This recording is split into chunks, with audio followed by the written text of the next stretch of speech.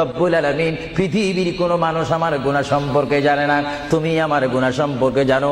আমি এমন গুনাহ করেছি আমার বিবি জানে না, বিবি গুনাহ করেছে আমি জানি না। আল্লাহ তুমি সব কিচ্ছু জানো, হে আমার প্রভু তুমি আমাকে মাফ করে দাও। আমার আল্লাহ বলে, তারপরও যদি তোমাদেরকে আমি মাফ না করি, তারপরও বান্দা তোমরা আমার রহমতের দরজা থেকে ফিরে যাইও না। আমি তোমাদেরকে হুকুম দিচ্ছি, ওয়ালাউ আন্নাহুম ইয যালামু আনফুসাহুম জাউকা, বান্দারে যদি গুনাহ করে ফেলো আমার রহমত থেকে মুখ ফিরে তুমি চলে যাইও না। বান্দা, আকাশ পরিমাণ যদি গুনাহ করো, পাতাল পরিমাণ যদি গুনাহ করো, সাগরের পানি পরিমাণ যদি গুনাহ করো, পাহাড় তুলনায় যদি তুমি গুনাহ করো, আমার দরবার থেকে তুমি নিরাশ হইও না। বান্দা, আমি তোমাকে একটি রাস্তা পাঠাই দিচ্ছি, একটি পথ তোমাকে আমি দেখাই দিচ্ছি। সেই পথটি কোন পথ তোমরা জানো?